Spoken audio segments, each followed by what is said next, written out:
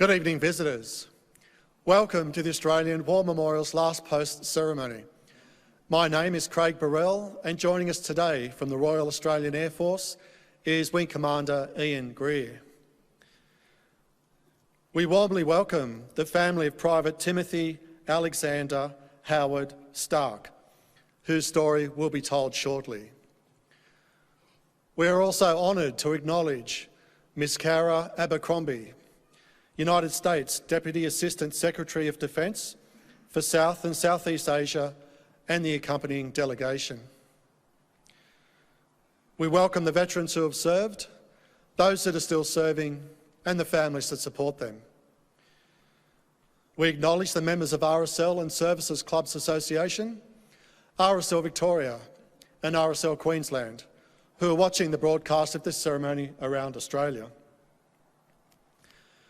During this evening's ceremony, wreaths will be laid at the base of the pool of reflection by family and visitors. Please stand and join in singing the national anthem.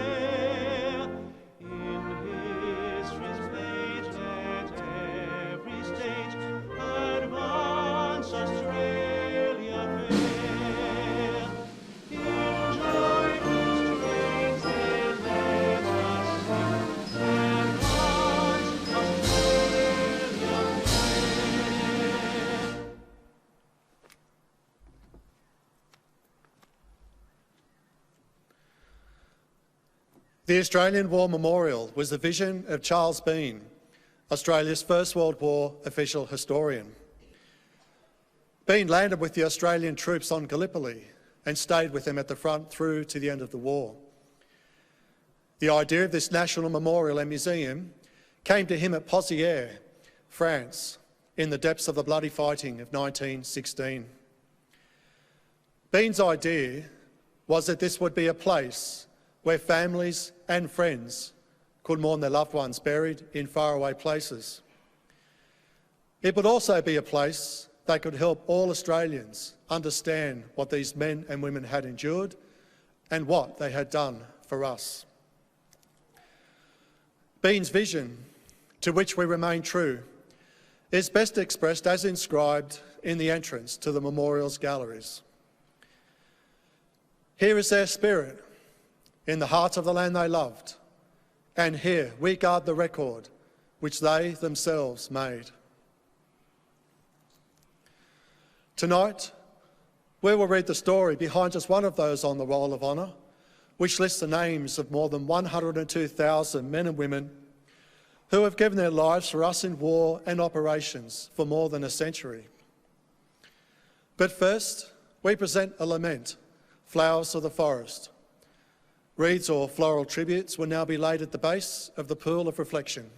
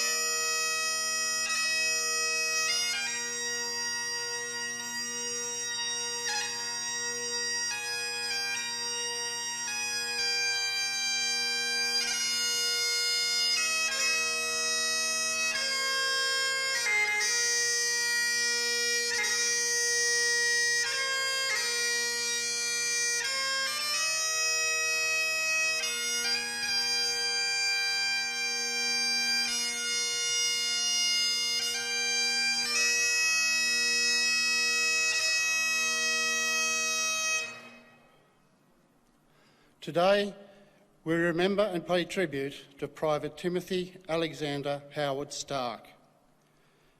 Howard Stark was born on the 19th of August 1897 to Archibald and Mary Ellen Stark of Millicent, South Australia. He was one of 13 children born to the couple, 2 of whom died in infancy, and the eldest of 3 sons. Howard's family moved to Naracoorte when he was about 7 years old and attended the local primary school there. Described as being a promising lad of good physique, well known and liked in Naracoorte. He became a carpenter and moved back to Millicent, where he found work. Stark enlisted in the Australian Imperial Force in March 1916 and, after a period of training in Australia, left for England in July. He underwent further training there before being sent to France to fight on the Western Front. Within days of his arrival, however, he came down with the mumps and had to spend some weeks in hospital recovering.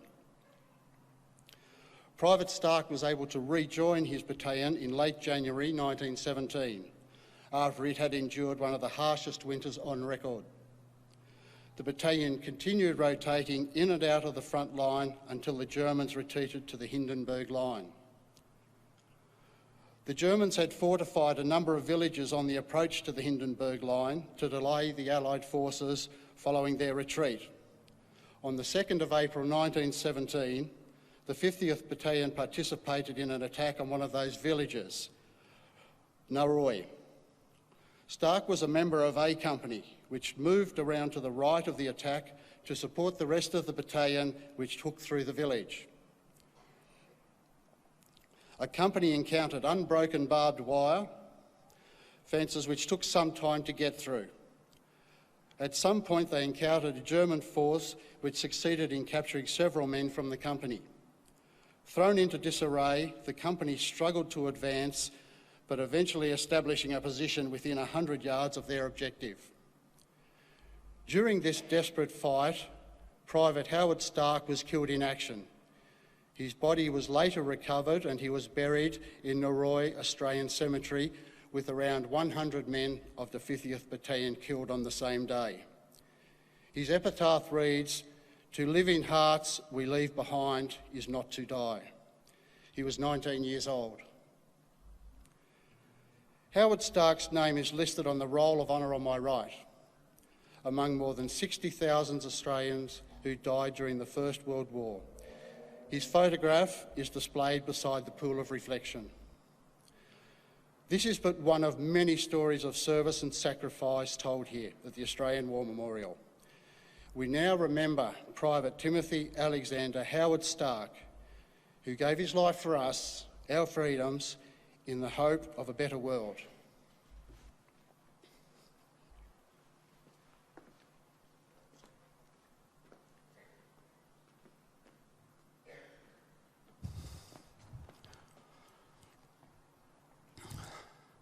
They shall grow not old, as we that are left grow old. Age shall not weary them, nor the years condemn. At the going down of the sun and in the morning, we will remember them.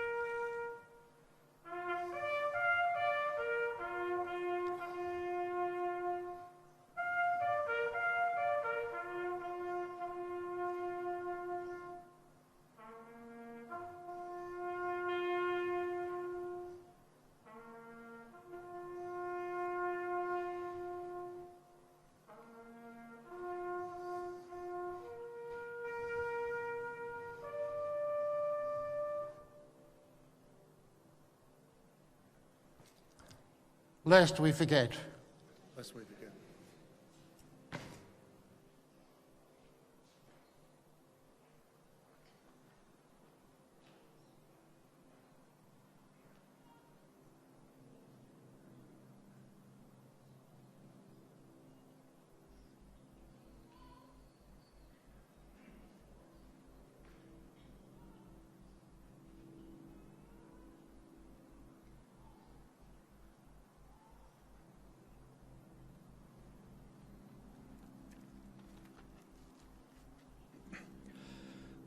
We leave you this evening with the words of the memorial's founder, Charles Bean. Many a man lying out there at Pozières or in the low scrub at Gallipoli, with his poor, tired senses barely working through the fever of his brain, has thought in his last moments, well, it's over. But in Australia, they will be proud of this. Ladies and gentlemen, that concludes the last post ceremony. Thank you for visiting the Australian War Memorial and good evening.